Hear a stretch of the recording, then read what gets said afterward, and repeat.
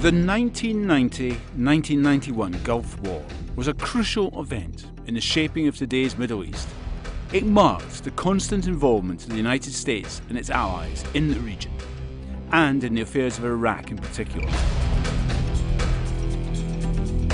The war was triggered by the decision in August 1990 of the Iraqi dictator Saddam Hussein to occupy Kuwait. Iraq was teetering on the edge of bankruptcy after 8 long years of war with Iran. By occupying oil-rich Kuwait, Saddam hoped to recoup his losses. The occupation of Kuwait was achieved within 12 hours, with the royal family fleeing to neighbouring Saudi Arabia. Saddam believed the USA would not intervene, but he was proved hopelessly wrong. First, the Saudis, feeling threatened by Iraq, appealed for US military protection. Secondly, the USA viewed the Iraqi occupation of Kuwait as a threat to the strategically important Persian Gulf. The USA took the issue to the United Nations, which first of all demanded Iraq evacuate Kuwait, then, when it did not, imposed sanctions, and finally gave Saddam a deadline to withdraw, after which it sanctioned military force against Iraq. 34 countries joined the military alliance headed by the US to force the Iraqis out of Kuwait. It included Arab states such as Saudi Arabia, Syria, Morocco, Egypt and the Gulf states. By the beginning of 1991, 500,000 coalition troops were stationed in Saudi Arabia along the borders of Kuwait and Iraq. The military campaign began in January 1991 with a campaign of airstrikes on Iraqi forces and its military and communications infrastructure. In February, coalition forces attacked into Iraq and Kuwait, and within 3 days, President George Bush Sr. declared the latter liberated. In this programme, we look back 25 years at the first Gulf War and talk to Neil Faulkner, editor of Military History Monthly, and Lord Paddy Ashdown, who at the time of the war was a leader of the Liberal Democrats. We also talk to a British veteran of the war, Kerry Fuller. Dr. Faulkner, in 1990, following 8 years of war with Iran, very costly war, Iraq was essentially a basket case. It was bankrupt, wasn't it? Yeah, you can't really understand the Gulf War without knowing about the Iran-Iraq war which had preceded it, which ground on for 8 years. 8 years of murderous attritional warfare, trench warfare essentially, but with massive use of chemical weapons as well, let it be said. Chemical weapons supplied by the United States to Iraq because the US saw Iraq as a bulwark against this new threat which had emerged with the 1979 Islamic Revolution in Iran. Back in 1990, Saddam Hussein believed he'd got the green light from the US ambassador for the occupation of Kuwait. Was he fooled or was he deluded? I think Saddam had the impression that he was basically on side with the Americans. They had supported him during the war with Iran. He was saddled with massive debts as a result of the war, huge damage to Iraq's infrastructure.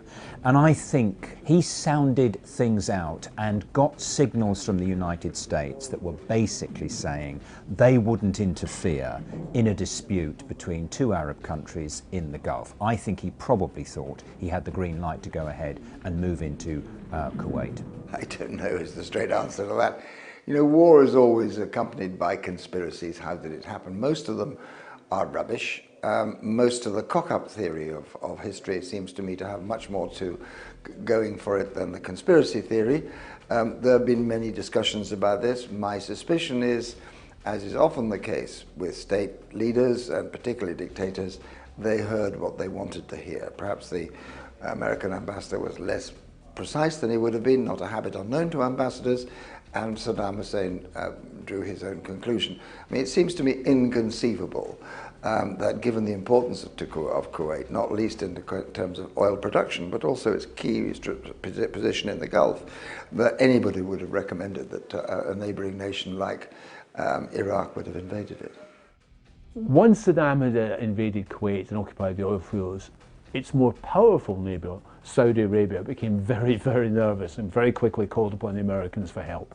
I think a very big issue is that Kuwait, of course, is a very small oil-producing state. Saudi Arabia is a huge oil-producing state, and I think there was a real worry on the part of the United States, and certainly on the part of the Saudis, that this huge Iraqi army that's effectively been created by the United States and the other Western powers. They've built it up during the Iran-Iraq war. It's the fourth largest military power in the world at this time. They built it up, and the fear is that Saddam might use it to establish control not just over Kuwaiti oil, but also over Saudi oil, and turn Iraq into the biggest oil producer in the world. Interesting as well, the Saudis received another offer of help from a junior member of the royal family with experience of fighting against the Russians in Afghanistan with his mujahideen, Osama bin Laden, who offered to defend the holy places against Saddam Hussein. The Saudi Arabians royal family preferred the American military. This had some long-term implications, did it not? Yes, I mean, absolutely. I mean, one of the great complexities in modern global politics is the way in which the great powers, the United States and the great powers more generally, are constantly moving pieces around the chessboard of world politics, and a force which at one moment is being created by them, built up by them, supported by them, like Osama bin Laden in relation to Afghanistan, the next minute turns into an enemy. And it's exactly the same in their relationship with Iraq. Were you surprised at how quickly the Iraqi army collapsed in Kuwait? To be honest, I think everybody was surprised. I mean, I think we all thought that after that extensive bombardment and after the disparity of technology, which was on both sides, this was going to happen, and it was going to happen quickly. It was a mobile war, and therefore the capacity to collapse quickly was always there rather than a war of attrition. But yes, I think the speed in which it collapsed took everybody by surprise. It is huge. I mean, it's estimated that there were about 1 million soldiers deployed. Now, there's absolutely massive American technological superiority. So fighting a conventional war, the Iraqis are almost certainly to do very, very badly. What one might have thought is that as the Americans moved in Operation Desert Storm, there might have been a kind of rooted, embedded, guerrilla-type resistance developing from the ordinary Iraqi soldiers. The kind of thing, of course, we see developing much later in Iraq itself. Now, why doesn't that happen? I think probably because of the degree to which the Arab nationalist tradition, which was so powerful in the 50s and the 60s, has really been hollowed out by dictatorship. The Saddam dictatorship was a pretty brutal dictatorship. It had lost that enthusiasm for the Arab national cause, which you can see represented, for example, in Egypt in 1956. This is essentially a hollowed out dictatorship. Once the Americans, the coalition, had liberated Kuwait, they refused to go on and topple Saddam Hussein. There were two uprisings in northern Iraq by the Kurds and southern Iraq by the Shia.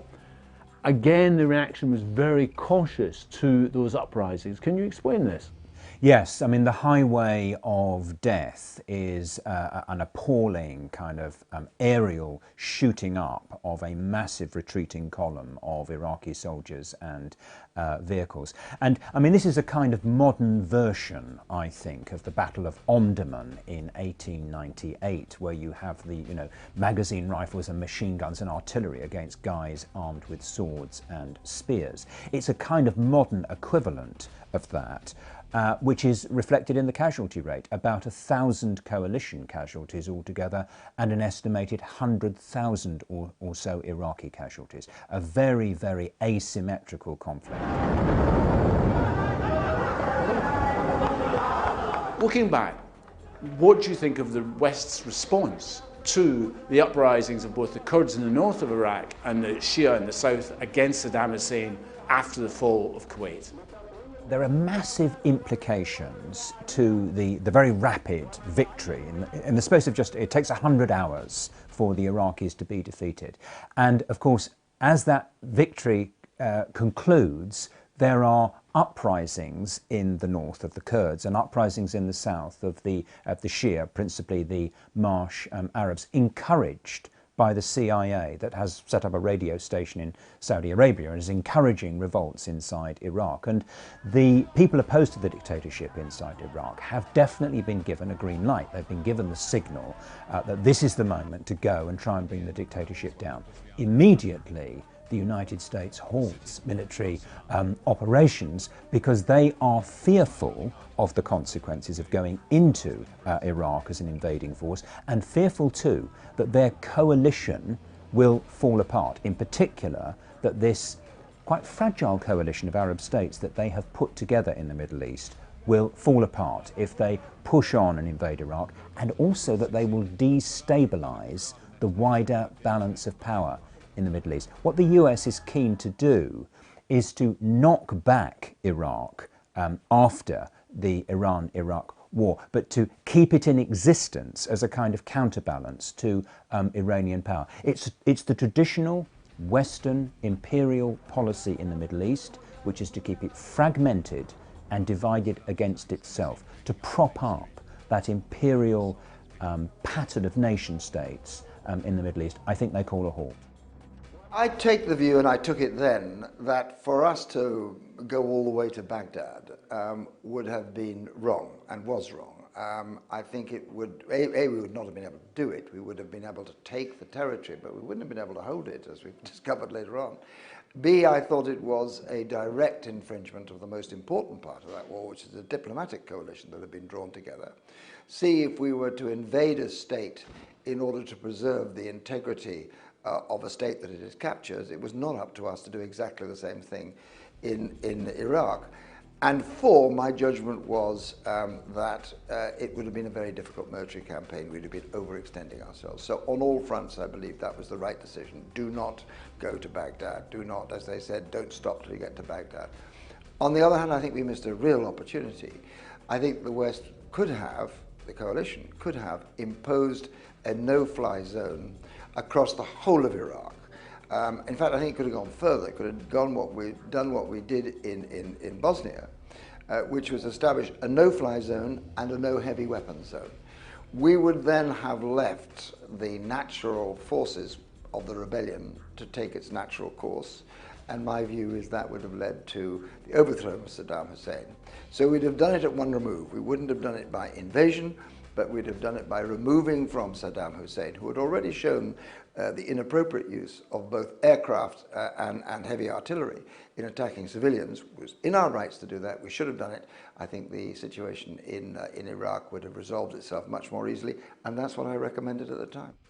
While the Americans did not intervene again militarily against Iraq until 2003, the United Nations, the Americans, the West imposed sanctions on Iraq, which didn't affect particularly the Saddam Hussein regime, but impacted greatly, did they not, on the civilian population. Yeah, the sanctions are absolutely crippling because they're essentially economic sanctions, and they affect medical supplies, food supplies, humanitarian aid, and so on. They have a devastating effect on Iraq, and there are estimates which suggest that huge numbers of people died as a direct consequence of the sanctions regime. So the pressure is maintained on Iraq for the next 10 years.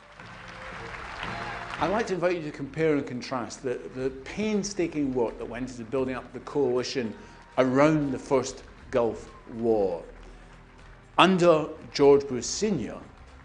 and that which was then followed over a decade later with the 2003 invasion of Iraq under George Bush Jr. I think what you can see rolling out really in the 1990s, not just in relation to the Middle East, but also, of course, in relation to the Balkans, where there's a series of military interventions. I think you see Western imperialism, led by the United States, recovering its nerve and its will and its confidence coming out of the experience of Vietnam. The United States had suffered a massive, massive defeat in Vietnam and is crippled for a sustained period by a kind of Vietnam syndrome, a real reluctance on the part of the American public in particular to countenance another intervention on that scale. I think what they demonstrate with the first Gulf War is that they have such massive technological superiority and they have ways of fighting which means they can win a victory very, very quickly and easily with relatively light casualties. So what they've done is I think they've created a much wider acceptance of the idea of military intervention. So they go in with much greater confidence, much less concern about getting formal UN support, about getting a coalition of the willing. they're willing to go in essentially just with the support of the British in 2003. And it was not with passionate haste, but really with a heavy heart that I had to commit our troops to Saudi Arabia. George Bush Sr., as you rightly said, through Baker, Secretary of State, created painstakingly and diligently a genuine Middle Eastern, international Middle Eastern coalition. It was not a Western action, and I think that was absolutely crucial to the success of the campaign. In fact, it was the fulfillment of the old adage, which we have forgotten, of von Clausewitz, which is that war is the extension of diplomacy by other means. And then came along George Bush Jr., and isn't there an irony that it's father and son, who disposed of all that and believed he could do it by shock and awe. And we became so obsessed with shock and awe, so obsessed with the use of high explosive rather than diplomacy, that we moved into an era where we thought diplomacy didn't matter, only high explosive mattered. So when we went to we failed in Iraq, obviously, because we did it solely through high explosive. We went to Afghanistan, did exactly the same thing, ignored the diplomatic coalition with the neighbors that would have provided a construct to win the war in Afghanistan rather than lose it. We did it again in Libya, where we failed to use diplomacy to build the peace, and we did it again for the last 4 years in Syria. We have to understand that this is not the age of high explosive. As the West loses its relative dominance in the world scene, this is the age of diplomacy, and it was a failure. It was diplomacy that helped us to win the first Gulf War, and it was a failure to understand the importance of diplomacy that helped us to lose first Iraq, then Afghanistan, then Libya, and finally, very nearly, Syria. And for you, what are, 25 years on, the implications of the 1990-91 Gulf War for the Middle East? I think that what's happening in the first Gulf War is you're seeing the beginning of a process which leads over the next 25 years to the unravelling of the geopolitical order, the political system in the Middle East, but not just in the Middle East, actually. We've now got a swathe of instability and mayhem and killing and displacement and sectarianism, which extends all the way from Central Asia right the way through the Middle East, across North Africa into West Africa, a huge band of instability with enormous human suffering in consequence of that. And you have to say that fundamentally the cause of that is this intervention by Western imperialism and repeated intervention by Western imperialism, which really begins in 1990. Kerry, what was your involvement in the 1990-91 Gulf War? So I was with the Royal Air Force, and I deployed in the October out to the Middle East and into Saudi Arabia on Boxing Day in 1990, ready for the final build-up, obviously, and I joined the RAF support helicopter force in the Gulf as part of their contingent. How do you think veterans have been treated since the war ended?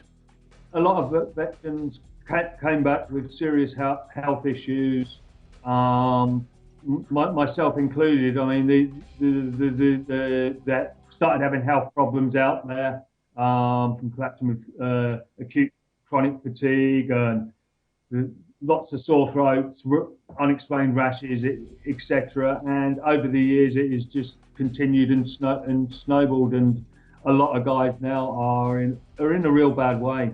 From a veteran's point of view, and from other veterans that I know, we certainly feel this way, that we're being forgotten or pushed aside, so to speak. It's almost as if, because of the illness issues, shall we say, after multiple vaccinations, it's as if we've become an embarrassment and they'd like us to go away quietly. That's just the feeling that we get a lot of the time. Tell us about your campaign for a memorial to the British involvement in the first Gulf War. I visited the the National Memorial Arboretum a number of times, and about 3.5 years ago it started to get to me that we hadn't got our own memorial. And looking around, there were memorials from conflicts before and after. So yeah, it sort of struck a chord with me, and I had to work with a couple of friends, and the Gulf War Memorial Trust Appeal was born. The initial fundraising ever has been hard and difficult.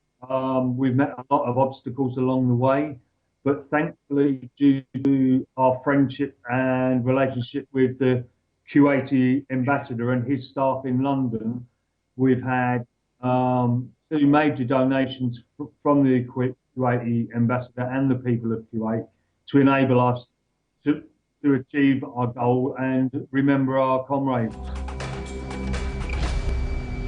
The end of the First Gulf War did not end US involvement in the Middle East, and in particular in Iraq.